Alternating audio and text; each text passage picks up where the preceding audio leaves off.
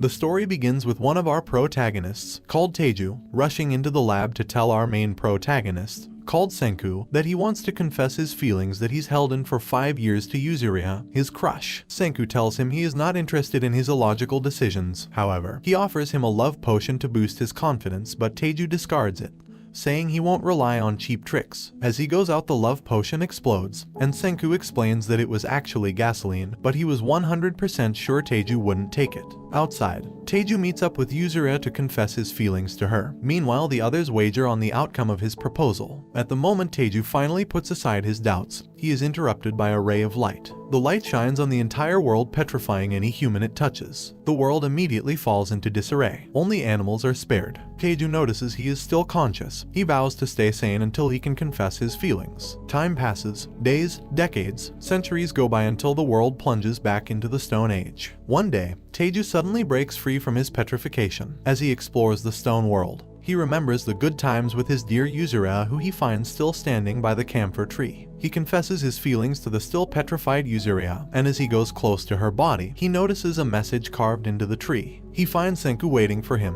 Senku explains to him that the date is October 5th, 5738. 3,700 years have passed since they turned to stone. Senku reveals he was counting seconds while being petrified until he broke free. He takes Teju to his base where they begin to invent tools for survival in the stone world. The next day, they go to a cave where Senku explains that the reason they were the first to wake up has something to do with the cave. Senku explains that the liquid dripping from the cave is nitric acid, which might be responsible for corroding their petrification. Senku has already started experimenting with the liquid but hasn't succeeded. They decide to make alcohol using wild grapes. Senku handles the brainy stuff while Teju does the manual labor. 3 weeks later, they have acquired alcohol, so they start distilling it. Senku's clay pot is not up to the task, so they take the slower approach. After a year, they succeed in creating a mixture which they use to depetrify a bird. Teju decides to revive Yuzuriha next with the fluid. He stops halfway, suddenly realizing she would be revived naked. He tries to take her petrified body back to their camp. However, on their way, a lion begins chasing them.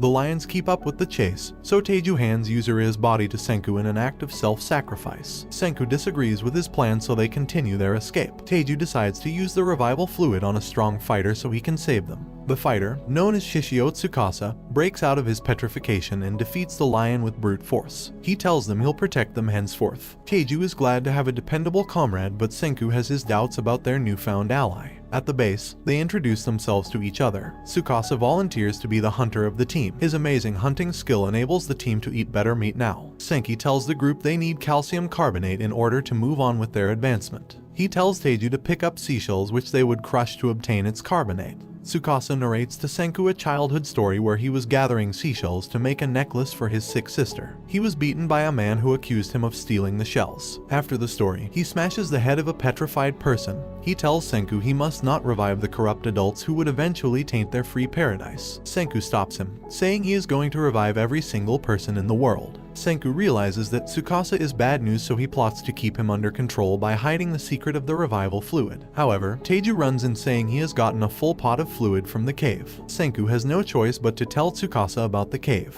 While he goes to the cave, Senku uses the opportunity to carry out the mixing, so Tsukasa doesn't see him do it. They quickly pour the processed revival fluid on Yuzuriha, but she doesn't depetrify instantly. Senku explains the science behind the fluid before Yuzuriha breaks out of the rock. Tsukasa comes back from his smashing spree to confront the group, who now take him as a murderer. Teju dashes to attack him, but Senku knows Tsukasa would kill him instantly, so he shoots an arrow between them. This disorients Tsukasa, who still manages to land a powerful hit on Teju. Tsukasa notes that Teju did not actually attack him, so he explains that he doesn't hurt people no matter what. Tsukasa is stunned by his words, so he tests him, threatening to kill Yuzuriha. Teju takes up her defense but collapses from the injury sustained by blocking Tsukasa's attack.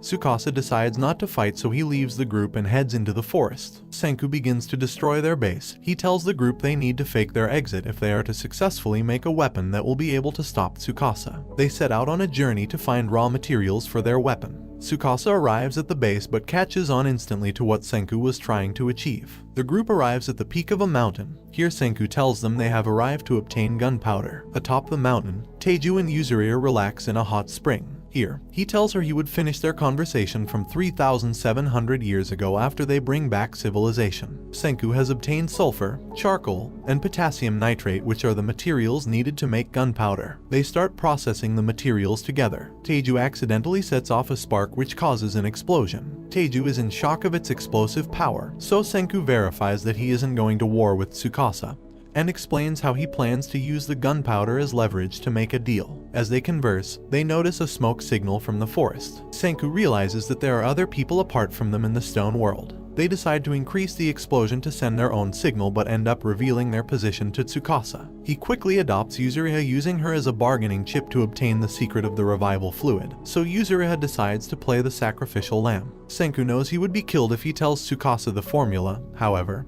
he tells him anyway. Tsukasa gives a condition to spare Senku's life if he swears to abandon science. Senku gets a flashback from his childhood. After observing his interest in science, his father sells his car to provide equipment for him. Senku begins trying out different experiments from a young age along with Teju. He even tried building a rock. Senku refuses Tsukasa's proposal. He tells him to make his death painless, so Tsukasa assures him that he'll crush his cervical nerve in one go. Teju runs to Senku's aid but is too late. As they sob, Tsukasa is wary that Teju would confront him in anger. Teju lifts a huge rock which he throws in the air to distract Tsukasa from Yuzuriha, who tosses the newly developed gunpowder. Their actions create a planned explosion. Tsukasa is unhurt by the explosion, but Teju and Yuzuriha along with Senku's body escape successfully. Teju tries different approaches to revive Senku but fails. He recalls a childhood memory. From the memory, he realizes that Senku would never actually sacrifice himself for anyone. Teju starts racking his head for clues. They recall that Senku was always cracking his neck all along. They take a look at his body and discover a petrified potion on his neck. The revival fluid is known to heal the areas that are petrified, so they apply some in hopes that it would heal his neck. In his death, Senku relives memories from when he woke up in the stone world. He started making tools to survive from scratch. He acquired sharp objects, ropes, made fire, made clothes, and a mini house for himself. Senku starts feeling the weight of his exhaustion, so he decides to look for a helping hand. He goes to dig up Teju's body. Then he begins looking for clues in order to undo the petrification. He surmised that there had to be an external factor that played a role in his revival, and so he discovers the cave flowing with nitric acid. He tries it on Teju, but the petrification doesn't break, so he began experimenting on birds and other humans. Back in the present, it's morning. Teju and Yuzuriha wake up to see that Senku has come back to life.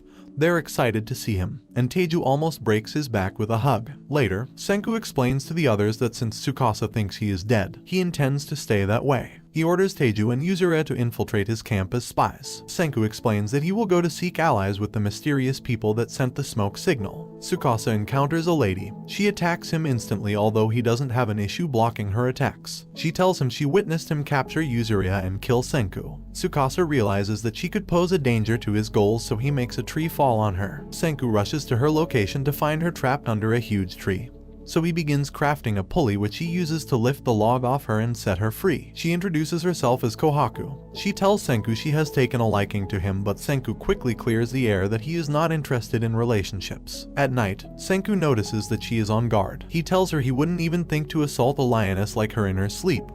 However, Kohaku explains that it's already a habit of hers to be cautious. She tells Senku she would help him defeat Tsukasa by introducing him to more allies. The next day, she goes to fetch some hot spring water to deliver to her village. She hasn't recovered from her battle with Tsukasa, so Senku offers to help her. Surprisingly, he's not able to move the pot, so he makes a contraption to help them move the pot down the hill. They arrive at the entrance of the village. Senku is surprised that so many people are already living there. He is suddenly attacked by two boys but is shielded by Kohaku, who tells them that he saved her life. The boys, called Kinro and Jinro, explain that it's against the village rules to allow strangers in. Senku makes a lot of bubbles using soap, making the warriors are confused as they have never seen such a thing before. Chrome appears on the scene introducing himself as a sorcerer. He figures out that the bubbles are no threat. He then confronts Senku in a duel of sorcery. Chrome makes a fire and begins his sorcery by changing its colors, but Senku isn't impressed by a simple flame test. Chrome moves on to his next party trick, where he rubs his hands on a ball of sulfur to create electricity. Senku takes the ball to create a higher voltage of electricity. He is impressed that Chrome was able to achieve so much without modern knowledge. Senku turns his shed into a new base. Inside, he discovers Chrome has picked out all sorts of minerals already. Senku boils some of the minerals and uses the outcome to coat Kinro's spear with gold. He catches on that Senku is trying to bribe him, but he turns him down. At the shed, Senku notices a lot of medicinal plants, and Chrome explains that it is all to cure Ruri, who is Kohaku's sister that's seriously ill. Senku explains to Chrome how the world worked before the petrification.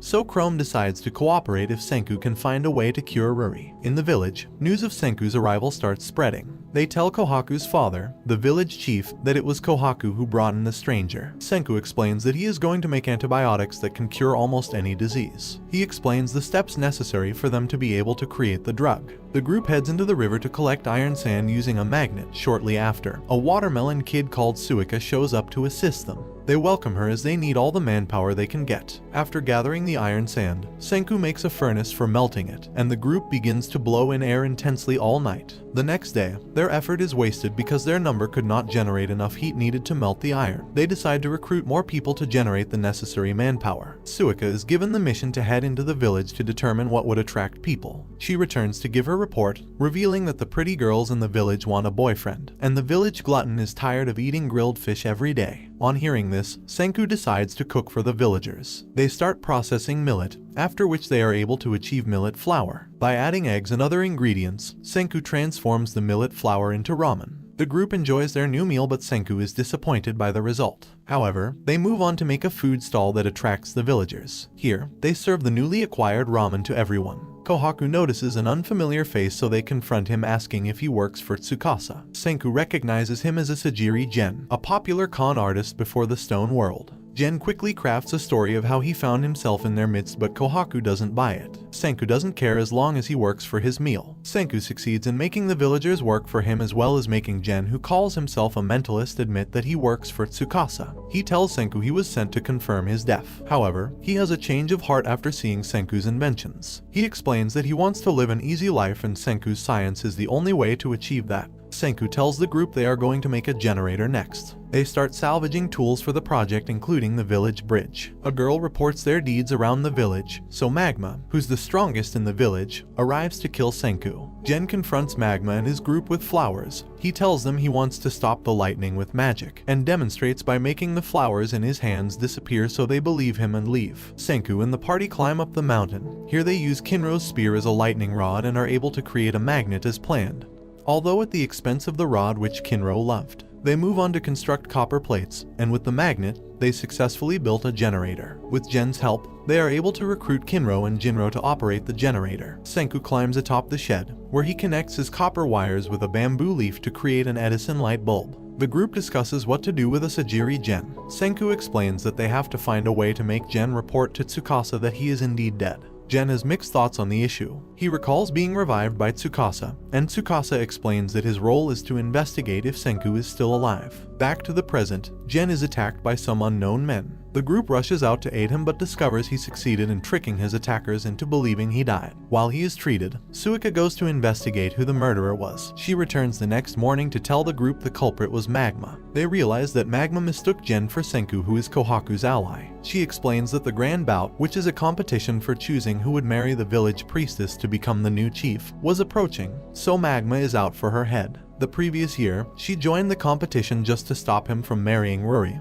the priestess. Kohaku suggests that their best bet is for someone from their kingdom of science to win the competition so they can be accepted by the village. They approach Jinro and Kinro to be their champions in the competition. Kohaku begins training them, while Senku and Teiju make plans for making the antibiotic. The next morning, Gen heads back to Tsukasa secretly. The group is worried and tries to go after him, but Senku stops them, as he is convinced Gen won't snitch. They had previously made a deal where Senku would make cola for him in exchange for his cooperation. As agreed, Gen reports to Tsukasa that Senku is dead. Senku informs Teiju that they need a very important material to make drugs.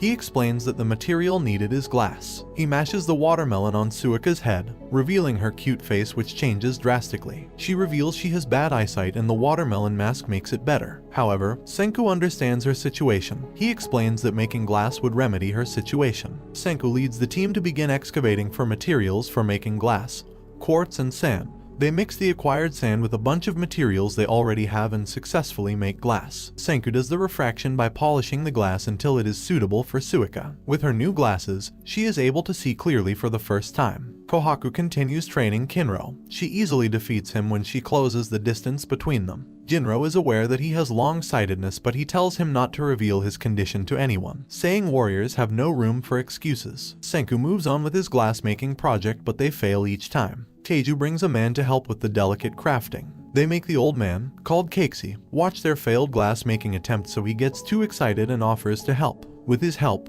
they successfully make a lot of glasswares. Jinro and Kinro ask Senku to make them a gold and silver spear each. Senku agrees under the condition that they help him obtain an essential material. Senku makes the silver spear and leads the team to a hot spring area. He tells Jinro the spear is serving as a sensor. He has to notice when the tip turns black or they all die. They explore the area together with Jinro almost passing out from anxiety. Finally, they arrive at their destination, an emerald green spring that Senku explains to contain hydrogen sulfide and sulfur dioxide. Jinro gets enchanted by the spring but is saved in time by Kohaku before he inhales the poisonous gas. They notice how the birds that went close drop dead instantly. After witnessing the danger of sulfuric acid, back at the village, Kohaku volunteers to risk her life to get it. Senku stops her. He tells them a story where a man died instantly when he tried to tie his shoelace because the poisonous gas was below his knee level. He explains to her that she has no chance of survival no matter her speed. Senku tells the group they are going to make gas masks. After making the gas masks, he tells Chrome to stay behind in case the gas mask doesn't work and he ends up dying. Chrome disagrees with his plan, so they settle for a compromise. Senku has successfully made gas masks, so they head to the spring alone, leaving Jinro, who freaked out, behind. They arrive at the spring alone in one piece while old man Keiichi succeeds in giving Jinro a pep talk.